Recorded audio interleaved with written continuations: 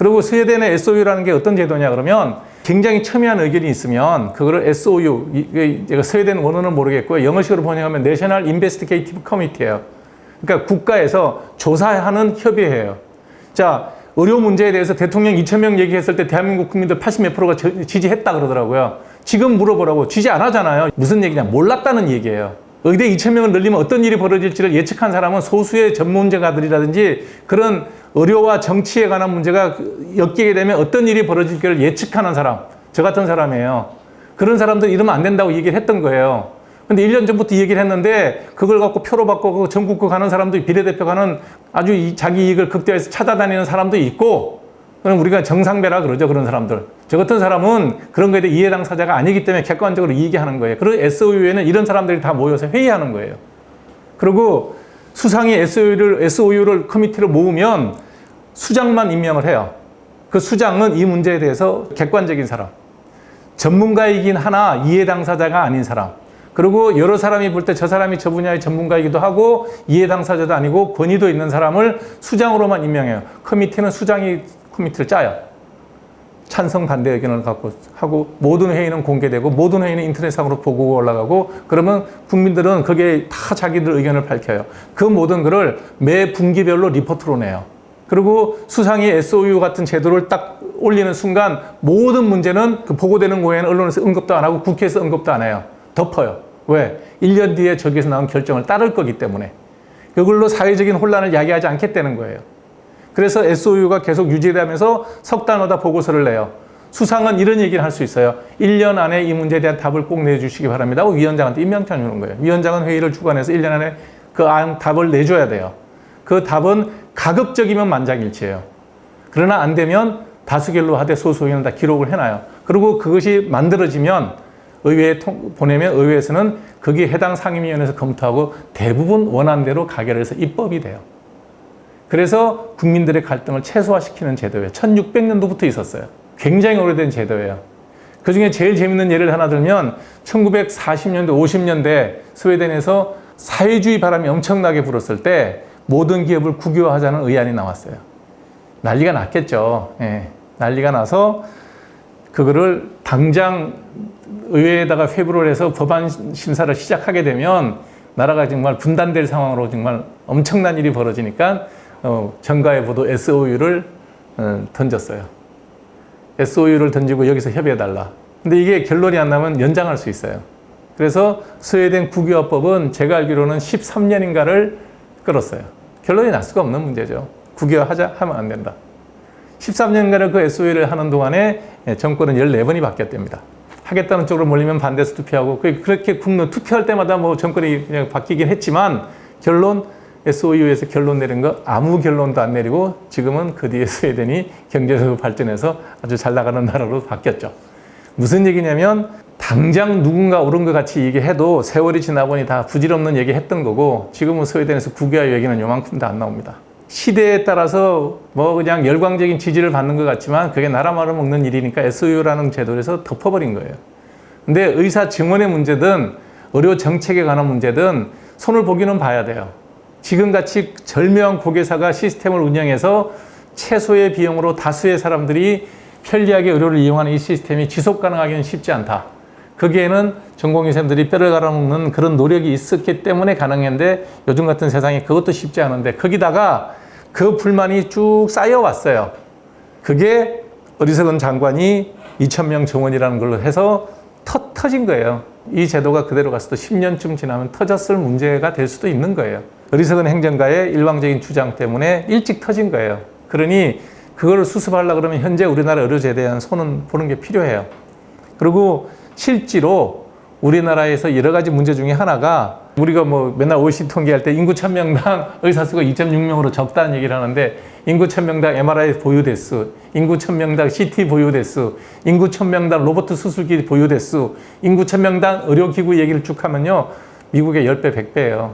뭐 더 재밌는 얘기 해드릴게요. 어차피 다 알아야 될 얘기니까. 다빈치 로봇 수술이라는 거를 미국에서 만들었어요. 그게 실습은 신촌세브란스 병원에서 다 와서 해요. 전 세계에서 신촌세브란스 병원이 다빈치 수술 제일 많이 해요. 교육은 신촌세브란스에서 다 해요. 다 거기서 배우고 있어요. 왜 그럴까요? 예, 그게 보험이 안 됩니다. 그 수술이 좋은 점도 있지만 그 수술을 하면 똑같이 전립선암 수술을 해도 의료보험이 안 돼요. 그러니까 학교에서도 정상적인 뭐 내시경 수술이라든지 정상적인 뭐 절개법 수술보다도 그거를 하는 이유가 환자가 느리는 건 뭐예요? 예, 흉터가 적다. 그 다음에 말초신경 같은 걸 건드리지 않아서 발기부전이나 다른 부작용을 훨씬 낮출 수 있다. 그것만 들어도 남성들이 전립선암 수술할 때 발기부전 얘기 나오면 그거 안 하겠습니까? 수술비는 최소한 1,000만 원에서 1,500만 원 따로 내야 되니까. 그런 식으로 병원이 경영되고 있어요. 이게 지속 가능하지 않다는 거예요. 그런 문제에 대한 냉정한 얘기를 해서 그 제도를 어떻게 바꿀 거냐, 수가를 어떻게 조정할 거냐. 한 번만 머리 부딪히면 MRI 다 찍어야 돼. 그 제도 누가 만들었어요? 질환정보에서 다 만들었어요. 안 찍어주면 왜 나는 안 찍어주냐고. 내가 머리 분명히 부딪혔는데. 옛날 같으면 그랬어요. 의사가 프레임 필름 엑스레이 찍어서 뭐 한 2만 원이면 다 해결될 거 하고 난 다음에 머리를 MRI 찍어야 될 정도로 심각한 것 같지 않습니다. 지켜봅시다. 8시간 입원하고 잠깐 기다렸다가 안정되면 가십시오. 이런 얘기를 하면 다 들었어요. 요즘에 왜 안 찍어주냐고 대들어요. 왜? 내가 내야 될 돈이 얼마 안 되는 거예요. 그런 식으로 의료 낭비를 하게끔 만든 사람이 누구냐? 지난번 문재인 정부에서 문재인 케어 하면서 그러니까 의료의 접근성을 되게 편하게 해줬어요. 소비가 되게 늘어났죠. 그랬던 그 정부에서도 중증 외상 환자 치료하는 데는 절대로 투자를 더 안 했어요. 그래서 이국종 교수 같은 분이 병원에서 열심히 수술하고 학교도 여러분들 아주대병원 응급의학과 그러면 다 알잖아요. 대한민국 국민이 다 아는 이유가 뭐 이국종 교수가 정말 뼈를 갈아넣어서 만들어놓은 시스템이에요. 근데 대학을 경영하는 사람은 뭐예요? 저 사람이 수술을 열심히 해서 살림을 살릴수록 병원은 맨날 적자야. 이게 왜 되느냐? 자, 보세요. 우리나라에서 외상으로 중증 외상 환자가 발생하는 건수가 내가 알기로 2만 건이 안 될 거예요. 근데 우리나라가 모든 수술에서 수술 결과가 OECD 평균 이상으로 1, 2위예요. 식도암 같은 경우에는 스위스, 일본, 한국이 1, 2위를 다퉈요. 정말 어려운 수술이잖아요. 췌장암 같은 경우 우리나라 수술 결과가 되게 좋아요. 예. 다 뭐 탑3, 탑10 안에 다 들어가요. 오죽하면 삼성의료원이 암치료가 세계 3위였겠어요. MD 앤더슨하고 대학을 하면 세 번째예요. 이런 나라에서 중증 외상 환자 생존율은 OECD 평균 절반입니다. 미국 같은 경우에 중증 외상 환자 사망률이 미국은 15%, 한국은 30%예요. 왜 그럴 것 같아요? 중증 외상 환자에 대한 치료에 대한 비용을 의료보험에서 주면 그 정도 외과 비용밖에 안 주기 때문에 전문으로 하는 병원도 많지 않고 그 시스템을 유지하는 데는 돈이 많이 들어요. 중증 외상 환자 같은 경우에는 손바꾸지를 못해요. 받으면 그 사람이 외과 의사면 그냥 수술방까지 끌고 들어가요. 그럼 그 자리를 항상 대체해 줄 수 있는 전문의가 하나 있어야 돼요. 그러니까 중증 외상 센터를 유지하려고 그러면 모든 응급실 곱하기 2가 있어야지 돌아가요. 그리고 중증이니까 수술 들어가면 12시간이 예사예요. 한 팀이 들어가면 다음 팀이 기다리고 있어야 된다고. 일이 있든 없든. 왜? 그래 받을 거 아니야, 다음 환자를. 그러면 스태프들이 곱하기 2예요. 일반 응급실보다 중증 외상 센터는. 근데 돈은 그 기다리는 한 팀을 유지할 만한 비용이 의료보험에서는 책정이 안 돼 있어요. 그러니까 환자 보면 볼수록 적자인 거죠. 그래 놓고 중증 외상 환자 살리면 박수를 또 열심히 쳐. 돈 안 들잖아, 이거. 돈 안 드는 일은 하고 생색은 다 내. 돈은 아주대에서 다 부담해야 돼. 그러니 아주대 병원장 입장도 나는 이해가 가요. 그러니 이국종 교수님은 가운데께서 힘들었던 거고 본인의 건강을 해치고 스트레스 때문에 본인도 해치고 일이 힘들어서가 아니라 아마 내가 볼 땐 경영하는 과정 중에서 힘들었을 거예요. 자, 이런 문제에 대해서 정부에서 몇백억도 지원 안 하는 이유가 뭘까요? 일단 중증 외상 환자에 대해서는 일반 국민들이 전혀 거기에 관심이 없어요. 왜? 내가 중증 외상 환자가 될 거라고 생각하는 사람이 몇 명이나 될까요? 대한민국에서 연간 2만 건이 안 되는데 5,300분의 2, 확률 2,500분의 1이에요. 그것보다 당뇨 전 국민의 10%야. 그거 의료보험 잘해주면 표가 10% 늘어요. 2,500분의 1에다가 표를 투자를 하시겠습니까? 5천만 분의 10% 500만. 여러분들이 정치 일을 하면 투자를 하시겠냐고. 이런 정치 논리로 가벼운 병이지만 숫자가 많은 데다가 의료보험 혜택을 많이 주는 게 우리나라 시스템이에요. 왜? 그래야 내 표가 나오잖아요. 그래야 여러 사람이 박수를 치잖아. 중증 외상 환자는 잘못돼서 살릴 수 있는 사람, 미국은 사망률이 15%인데 우리는 30%가 됐어요. 우리는 15%를 더 살릴 수 있는데 돌아가셨다고 봐야 돼요. 피해자는 말이 없어요. 가족은 절대 소수예요. 그리고 피를 철철 흘렸기 때문에 그분이 돌아가시고 난 다음에 뭐라 그래요? 그래도 의료진은 최선을 다했다라고 생각을 하고 자기들이 미국에 비하면 버림받았다는 생각을 못하죠. 표가 적어요. 그러니 무시하는 거예요. 보건복지부에서 까보세요. 몇백억 단위예요. 중증 예상센터에 지원한 돈이. 숫자는 저기 나중에 자막으로 좀 찾아서 넣어주세요. 제가 뭐 개업하는 회사니까 일일이 다 기억하지는 못해요. 한방의료 지원한다고 차벽 의료보험제 해주는 거에 비하면 10분의 1도 안 돼요. 이게 현재 우리나라의 의료보험 제도라는 거예요. 이 모든 걸 한 번쯤은 다 걸러서 좋은 거는 발전시키고 안 좋은 거는 도태시키는 그런 것들에 대한 검토를 어디서 해야 되느냐? SOU에서 해야 된다는 거예요. 그거는 시간이 걸려요. 거기는 반드시 의료 전문가가 들어가야 되고 반드시 응급한 사람이 들어가야 되고 반드시 바이탈과를 한 사람이 들어가야 돼요. 예방의학 교수요? 환자 본 적 없습니다. 응급실에서 피 흘리는 사람 본 적 없어요. 의사 라이센스를 가지고 있지 그 사람이 단 한 번도 피 흘리는 환자를 본 적이 없다는 거예요. 탁상에서 펜 때려 가지고 환자 고칠 수 있으면 의사하기 쉽죠. 그런 사람들의 말을 금과옥조로 듣는 행정가가 있고 정치가가 있다. 대한민국의 의료는 거꾸로 갈 겁니다. 대한민국에서 응급실을 잘못 안 돌아가서 피해를 보는 사람, 그 다음에 메이저 수술을 받지 못해서 돌아가시는 분이 얼마나 될 것 같아요? 표가 얼마 안 된다고요. 돌아가시는 분들, 수술 시기를 놓쳐서 돌아가시는 분, 응급실을 잘 제때 이용하지 못해서 돌아가시는 분들이 생기면 그 숫자가 늘어난들 몇십 명, 몇백 명일 거예요. 당분간은. 그러면서 의료진은 점점 쇠퇴하겠죠. 바이탈을 전공하는 전문의가 안 나오는데 국민들한테 제가 말씀드리면 의사들은 파업한 사람 하나도 없어요. 지금 개업한 의사, 지금 대학교 교수님들, 종합병원의 의사들 한 명도 파업한 사람 없어요. 그러니 의사들이 파업했다는 그딴 얘기는 하지 마십시오. 의사들은 다 진료하고 있고요. 레지던트 선생님이 나는 더 이상 이과의 전문의를 따는 교육 과정을 포기하겠다 그러고 사직을 한 거예요. 그리고 그중에 3분의 1은 개인병원이나 종합병원이나 준종합병원에 취직해서 의료 활동을 하고 있습니다. 고로 파업한 사람 없습니다. 그게 파업 아니냐고? 예, 그거는 사직한 겁니다. 여러분들 노동자들이 사표 쓰고 나간 걸 갖고 파업했다고 그러지 않지 않습니까? 그런 식으로 언론에서 기사 쓰는 사람들은요, 그런 기자분들은 양심이 이상 있는 사람들이에요. 의사를 악마화하고 매도화하는데 앞장서서 그런 식으로 기사를 쓰는 거는 뭐고 자기 마음이니까 뭐라 할 건 없지만 정확하게 내용하면 그렇다는 거예요. 제가 걱정하는 대목도 그래서 바이탈을 전공하는 생명을 다루는데 필수적인 내과의학과, 소아과, 산부인과, 흉부외과, 응급학과, 신경외과와 같은 이런 과의 전문의가 만들어지는 대가 끊기는 게 문제고 그 부정적인 효과, 살릴 수 있는 분을 살리지 못하고 돌아가시게 되는 효과는 서서히 누적적으로 늘어날 거라는 거예요. 그래서 그런 사람들의 수술이 늦어지고 그래서 우리나라가 평균적인 치료 효율이 OECD 평균에 수렴하는 우리가 뭐 대장암이라든지 식도암이라든지 췌장암이라든지 암 치료 결과 보면 다 탑3 안에 들어가 있어요. 모든 영역에서. 응급의학에 따른 중증 외상 환자 빼고 나면 그것이 OECD 평균으로 수렴할 거예요. 그 모든 것을 국민들은 감내하게 될 거고요.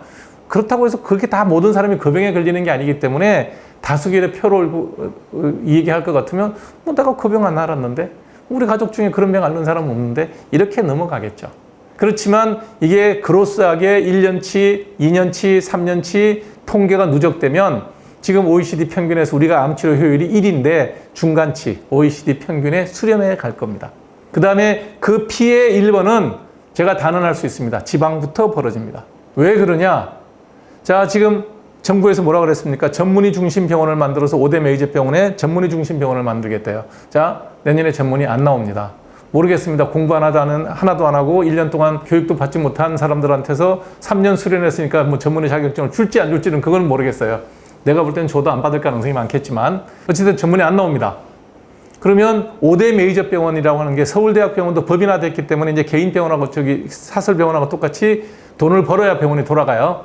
그러면 그 단위 병원들이 최소 1년에 수익이 몇 조 단위는 돼야 돼요. 수입이 있어야 그 많은 간호사, 임상병리사, 방사선 기사, 행정직 직원, 뭐 그게 다른 여러 가지 직원들을 다 급여를 주고 조직이 돌아가요.